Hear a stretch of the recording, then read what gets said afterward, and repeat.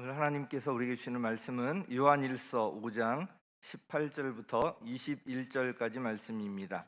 요한일서 5장 18절부터 21절까지 우리 한 절씩 교독하도록 하겠습니다. 하나님에게서 태어난 사람은 누구든지 죄를 짓지 않는다는 것을 우리는 압니다. 하나님에게서 태어나시는 분이 그 사람을 지켜주심으로 악마가 그를 해치지 못합니다.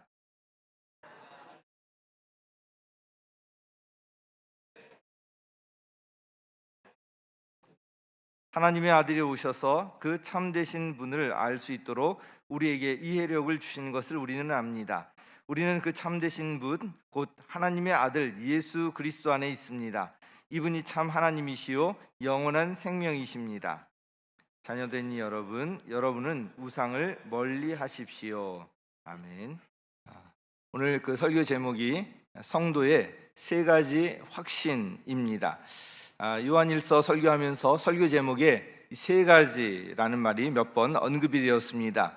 세 가지 시리즈 설교처럼 되어 온 느낌인데, 원래부터 이 세 가지라는 말을 생각하는 것은 아니지만 설교 본문을 반복해서 읽고 묵상하다 보니까 이 세 가지가 떠올라서 그렇게 정했습니다. 설교를 준비할 때 제가 늘 염두에 두는 것 중에 하나가 어떻게 하면 성도님들이 이 본문 말씀을 잘 이해하고 기억하시도록 할까 하는 것입니다. 그래서 설교 제목과 설교 각 소제목을 정할 때 기도하면서 하나님께 지혜를 구하고요, 많은 주의를 기울이곤 합니다. 지난 설교에서 세 가지와 관련된 제목으로 말씀을 드렸던 것 아마 기억하실 것 같습니다. 먼저 성도의 세 가지 표지. 사람이 성도라면 이런 것을 갖고 있어야 한다는 그 성도다운 답게 만드는 세 가지 특징 말씀을 드렸는데 뭐죠? 네, 바로 이렇게 나와요. 제가 너무 기쁘고 감사합니다. 네, 사랑, 하나님을 사랑하고 형제자매를 사랑한다. 순종, 하나님의 계명을 지킨다. 믿음, 세상을 이기는 믿음을 갖고 있다. 이 세 가지 말씀을 드렸습니다. 또한 지난주에는 성도의 세 가지 특권에 대해서 말씀을 드렸습니다. 성도의 세 가지 특권 혹시 기억하시나요? 네. 엄청 잘하고 계세요. 영생의 특권이 있고요, 기도응답의 특권, 중보기도의 특권, 이 세 가지를 말씀드렸습니다. 영생의 특권, 성도는 바로 영생을 가지고 있다는 것 말씀드렸고요. 기도응답의 특권, 우리가 하나님 앞에 구하면 받는다는 것. 또 중보기도의 특권, 우리 다른 사람의 생명을 살린다는 것. 이걸 말씀을 드렸는데, 사실 이 성도의 세 가지 표지나 이 특권은 여기에 이제 국한되는 것은 아니고요, 설교 본문을 중심으로 그냥 뽑아낸 것들입니다. 지난주에 말씀드렸던 이 성도의 세 가지 특권은 사실은 그대로 오늘 설교 제목과 연관되는 성도가 갖는 확신이기도 합니다. 오늘은 성도의 세 가지 확신이란 제목으로 말씀을 전하려고 하는데요, 오늘 본문에는 성도들이 이제 알고 있는 것 세 가지에 대한 언급이 있습니다. 영어 성경에는 보면 we know 하면서 쭉 말씀하고 있는데요, 이 세 가지는 그대로 성도가 가져야 할 확신과 관련된 것들입니다. 그래서 오늘 본문을 중심으로 성도가 알아야 할 확신 세 가지에 대해서 말씀드리도록 하겠습니다. 그 첫 번째는 우리는 하나님께 속해 있다는 것입니다. 같이 읽겠습니다. 시작. 우리가 누구에게 속해 있다고요? 하나님께 속해 있어요. 19절 말씀 함께 읽겠습니다. 시작. 온 세상은 악마의 세력 아래 놓여 있습니다. 자, 우리가 하나님에게서 났다는 것을 우리는 압니다.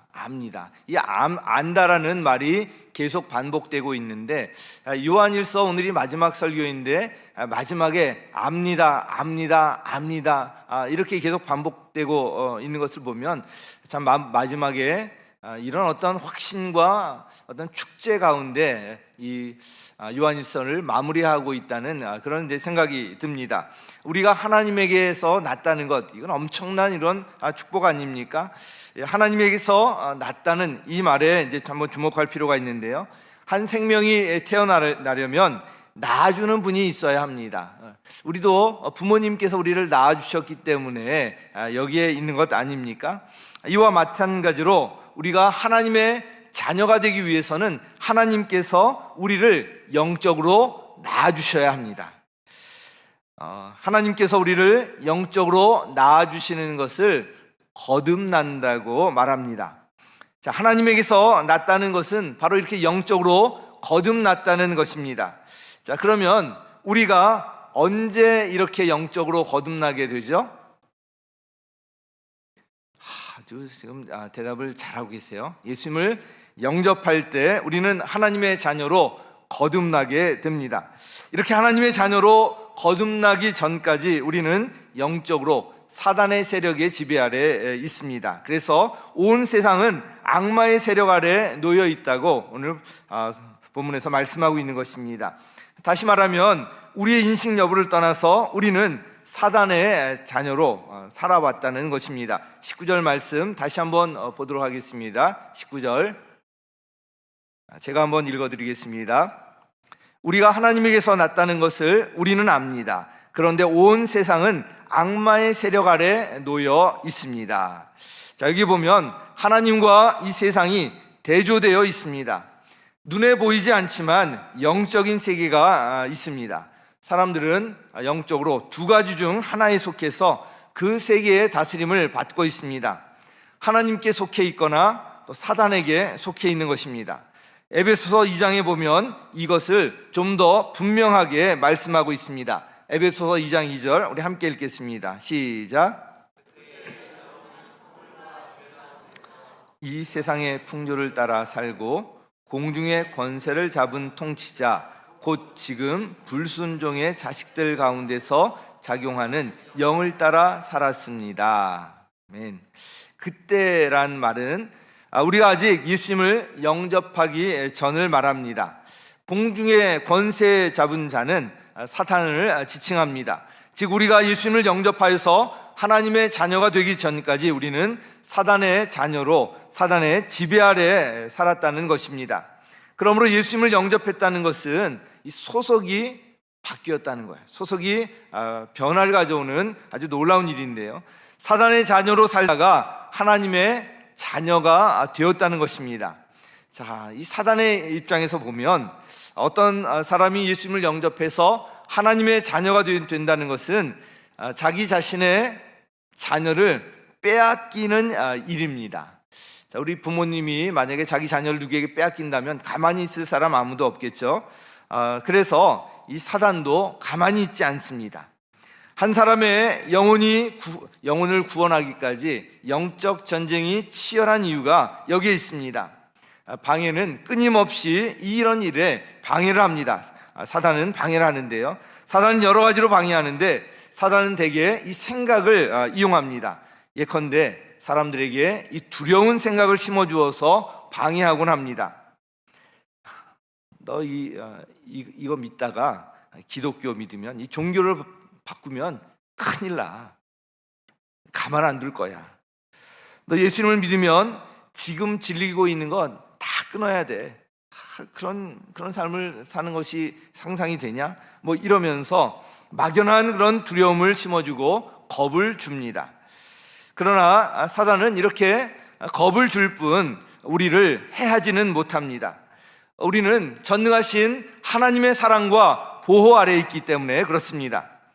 혹시 사단이 주는 막연한 두려움에 사로잡혀 있는 분이 계시면 이 시간 그 두려움을 모두 다 떨쳐버리시기 바랍니다. 사단은 하나님의 자녀를 결코 해할 수 없습니다. 자, 한편 하나님에게서 났다는 것은 새로운 피조물이 되었다는 것입니다. 고린도후서 5장 17절 우리 함께 읽겠습니다. 시작. 그리스도 안에 있으면 그는 새로운 피조물입니다. 옛것은 지나갔습니다. 보십시오, 새 것이 되었습니다. 아멘. 자, 이 새로운 피조물이라는 말이 저는 볼 때마다 참 감격스러운데요. 새로운 피조물, New Creation, 새로운 창조물이 되었다는 것입니다. 예수님을 영접하는 것은 한순간의 일로 보이지만 그 변화는 참으로 놀랍습니다. 이전과는 다른 새로운 창조물로서 다시 태어난다는 것입니다. 그래서 옛것은 지나갔습니다 라고 선포하고 있는 거예요. 새 것이 되었다는 거예요. 그러므로 과거의 그 어떤 것도 우리를 지배하거나 영향을 주지 못합니다. 과거의 어떤 허물과 죄, 과거의 상처와 아픔들, 과거의 수치들, 이런 것들이 더 이상 우리를 괴롭히지 못한다는 것입니다. 우리는 새로운 피조물이 되었기 때문에 그렇습니다. 할렐루야. 정말 놀라운 축복입니다. 정리하면 예수님을 영접하여서 하나님에게서 거듭난 우리는 하나님의 자녀가 되어서 하나님께 속해 있습니다. 그러므로 사탄은 겁만 줄 뿐 우리를 해하지 못합니다. 우리가 하나님의 사랑과 보호 아래 있기 때문에 그렇습니다. 또한 하나님께 속해 있는 우리는 새로운 피조물로 거듭났습니다. 그러므로 과거의 그 어떤 것도 우리를 괴롭히거나 영향을 줄 수 없습니다. 성도 여러분, 이 확신을 꼭 가지시기 바랍니다. 자, 우리 성도의 그 확신 두 번째는요, 우리는 예수 그리스도 안에 있다는 것입니다. 같이 읽겠습니다. 시작. 우리 20절 말씀 함께 읽겠습니다. 시작.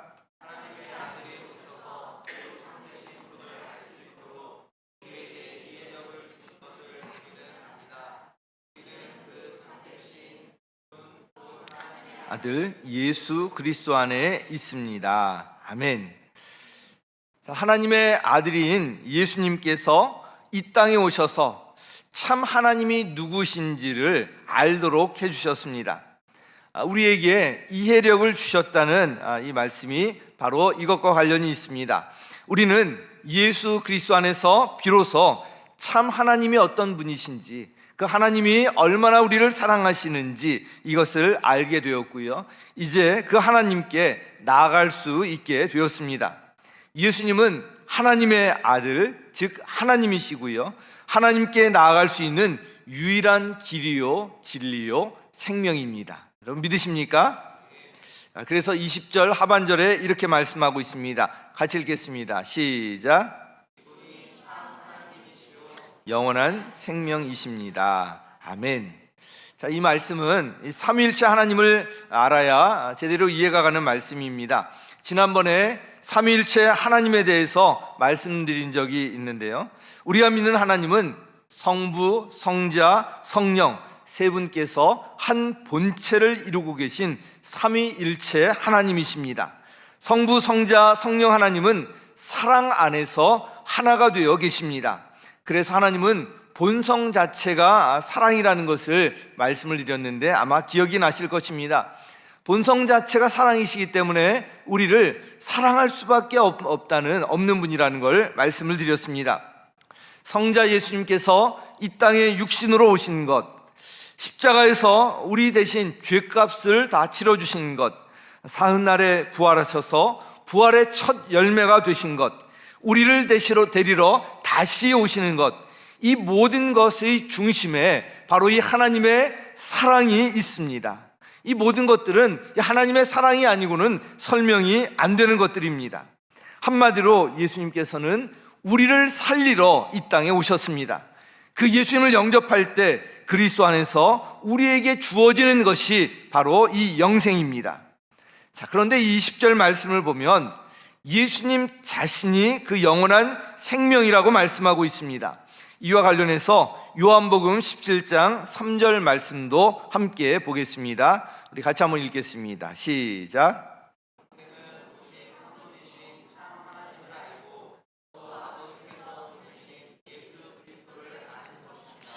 아멘. 예수님이 영원한 생명이시라는 것, 그리고 영생이 바로 이 참 하나님을 알고 예수 그리스도를 아는 것이라는 것, 이것이 얼른 이해가 안 갈 수도 있을 것입니다. 근데 이 말씀에서 우리가 주목할 동사가 있는데, 참 하나님을 알고 또 예수 그리스도를 아는, 바로 이 알다라는 동사입니다. 이것은 단순히 지식적으로 아는 것을 넘어서요, 자기가 경험해서 체험적으로 친밀하게 안다는 의미를 갖고 있습니다. 그러므로 영생은 하나님과 깊고 친밀한 관계 속에서 사는 것이고요, 이것이 영원히 지속되는 것입니다. 영생의 이 삶은 하나님과의 깊은 관계를 체험적으로 누리는 것이기 때문에 그 안에서는 이 세상에서 경험할 수 없는 참 평안과 기쁨, 그 사랑과 은혜, 행복을 경험할 수가 있습니다. 하나님과의 관계에서 누리는 것이기 때문에 그것은 죽어서만 누리는 것이 아니라 이 땅에서도 맛보고 누릴 수 있다고 말씀드렸습니다. 그리스도 안에 있다는 것이 바로 이런 것입니다. 예수님께서 이 땅에 오신 궁극적 목적이 바로 사람들로 하여금 구원받아서 영생을 얻도록 하는 것입니다. 예수님은 이 땅에 사람으로 오셔서 우리 가운데 사셨고요, 우리와 함께 사셨어요. 십자가의 고난과 수치와 그 모욕을 친히 겪으시고요, 감당하셨습니다. 그래서 그 예수님께서 우리의 모든 것을 아시고 우리를 도우실 수 있는 분이십니다. 히브리서 2장 18절 말씀 우리 함께 읽겠습니다. 시작. 고난을 당하셨으므로 시험을 받는 사람들을 도우실 수 있습니다. 아멘. 몸소 시험을 받아서 고난을 당하셨기 때문에 시험을 받는, 이거 우리 모두를 지칭하는데요, 우리를 구체적으로 도우실 수 있다는 것입니다. 이 본문을 구절을 읽으면서 떠오른 한 단어가 있었습니다. 바로 백이라는 단어예요. 백. 바로 예수님께서 우리의 백이시라는 거예요. 예수는 우리의 백이십니다. 우리가 급히 어떤 일을 해야 할 때, 이제 백만 있었어도 내가 빨리 이렇게 할 수 있었을 텐데, 이런 생각을 해본 경험이 있을 것입니다. 나는 뭐 돈도 없고 백도 없고 뭐 이러면서 좀 백이 있는 사람들을 부러워한 그런 경험이 있을 것입니다. 그런데 예수님께서 우리의 백이세요. 예수님이 누구시라고요? 우리의 백이세요. 그분이 어떤 분이시죠? 하늘과 땅의 모든 권세를 가지신 전능하신 하나님이세요. 우리를 잘 아시고 우리를 도우실 수 있는 분이십니다. 우리를 위해서 생명을 내어주기까지 우리를 사랑하시는 분이십니다. 그분이 누구시라고요? 그분이 우리의 백이십니다. 할렐루야. 제가 이렇게 말씀을 드려도 마음에 와닿지 않는 이런 분들이 계실 것 같아서 입으로 이게 우리가 좀 고백을 해야 될 것 같아요. 예수님이 누구시라고요? 우리의 백이십니다. 예수님은 우리의 백이십니다. 우리 옆에 계신 분하고 같이 한번 해보시죠. 시작. 네. 그냥 하라고 하니까 어쩔 수 없이 밋밋하게 하시는데, 예수님이 우리의 백이시거든요. 정말이거든요. 자, 예수님이 우리 백이라고요. 야, 이렇게 이 감격을 가지고 우리 다시 한번, 예수님이 우리의 백이십니다. 우리 한번 옆에 계신 분하고 다시 한번 하시기 바랍니다. 시작. 네. 자, 이 감격이 있어야 돼요. 예수님이 우리의 백이세요. 그러니까 나는 돈도 없고 백도 없고 이런 얘기 더 이상 하지 마세요. 예수님이 우리의 백이신데 이거 더 뭐 할 이야기가 있겠어요? 예수님은 저와 여러분의 백이십니다. 이것이 바로 우리가 그리스도 안에 있다는 거예요. 한마디로 이거예요. 자, 우리 성도가 갖는 세 번째 확신은 우리는 죄에서 벗어나서 의롭게 살 수 있다는 것입니다. 우리 같이 한번 읽겠습니다. 시작. 네, 18절 말씀 같이 읽겠습니다. 시작.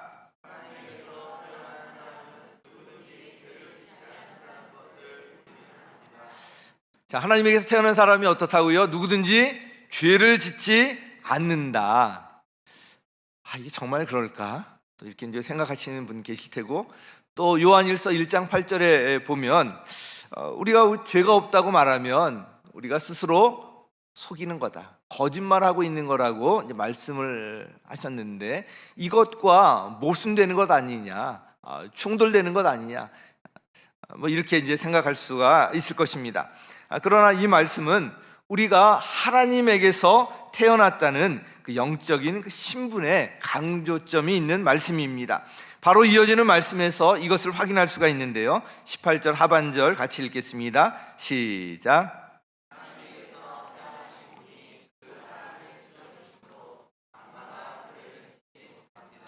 자, 하나님에게서 태어나신 분은 보통 예수님을 가리키는 것으로 해석을 합니다. 우리 안에 계신 예수님께서 지켜주시기 때문에 우리가 죄를 짓지 않을 수가 있고요, 악마가 해치지 못하도록 막아주신다는 것입니다. 자, 여기 이제 죄를 짓지 않는다, 이 말을 좀 더 살펴보면요, 습관적으로 이 죄에 머물러 있는 이것과 관련되어서 말씀하고 있습니다.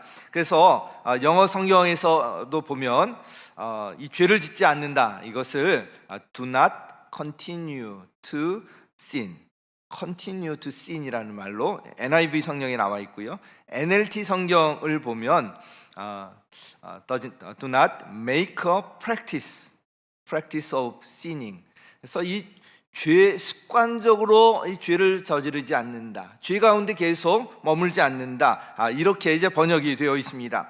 의외로 많은 사람들이 이 죄나 나쁜 습관, 또 악한 성품, 여기에 이제 눌려 살고 있습니다. 여기에서 한두 번 해보다 안 되니까 벗어날 가능성이 없다고 생각하기 때문에 좌절을 느끼기도 합니다. 자포자기하고 나는 안 되나 보다.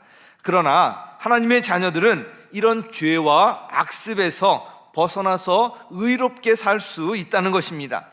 우리 스스로의 힘으로는 안 되지만 이런 것에서 벗어날 수 있도록 하나님께서 우리를 도우시기 때문에 그렇습니다. 그래서 베드로전서 2장 24절에 잘 나와 있는데 함께 읽겠습니다. 시작. 몸에 몸소 지시고서 나무에 달리셨습니다. 그것은 우리가 죄에는 죽고 의에는 살게 하시려는 것이었습니다. 아멘. 예수님께서 십자가에 달리신 것이 왜 그러셨다고요? 우리가 죄에는 죽고 의에는 살게 하시려는 것. 자, 제가 죄에는 하면 죽고 하는 거예요. 의에는 산다. 죄에는 죽고 의에는 산다. 자, 죄에는 의에는, 다시 한번, 죄에는 의에는, 죄에 살면 안 돼요. 죄에 살면 안 돼요. 여기 의롭다라는 이 말이 나오는데, 의롭다라는 이 말의 핵심은요, 하나님과의 바른 관계를 맺고 있다는 거예요. 하나님과 바른 관계 있을 때 우리가 죄에서 벗어나서 의롭게 살 수 있다는 것입니다. 그런데 이 하나님과의 이 관계를 깨는 것이 있습니다. 바로 우상이에요. 그래서 오늘 마지막 권면의 말씀으로 21절에 이렇게 말씀하고 있습니다. 같이 읽겠습니다. 시작. 자, 자녀되니 여러분 돼 있잖아요. 믿는 우리 성도들에게 말하고 있는 것입니다. 믿는 성도들에게 여러분은 우상을 멀리 하십시오, 이렇게 말씀하고 있습니다. 우상은 새겨 만든 것뿐만 아니라 하나님과의 바른 관계를 약화시키거나 깨는 것, 이것이 우상입니다. 예컨대 그것이 돈일 수도 있습니다. 그것이 자녀일 수도 있고요, 그것이 일일 수도 있고 학문일 수도 있고 우리의 취미 활동일 수도 있습니다. 이런 것들이 물론 우리가 사는데 필요한 것들이지만 이것이 하나님보다 우선하게 되고 하나님을 사랑하는 것보다 우선하게 되면 이것이 우상이 될 수 있다는 것입니다. 자, 우리는 그냥 있는 그대로 놔두면요, 우상에 빠지기 쉬워요. 죄에 빠지기 쉽습니다. 죄와 악습에 빠져서 거기서 벗어나기 힘들게 되어 있습니다. 그러나 우리 안에 하나님께서 계십니다. 우리를 지켜주시고 하나님과 바른 관계 안에서 우리를 하나님께서 기뻐하시는 길로 인도해 주시는 거예요. 그래서 우리에게 소망이 되는 것이 바로 우리 안에 계신 하나님 때문에 그렇습니다. 빌립보서 2장 13절 우리 같이 한번 읽겠습니다. 시작.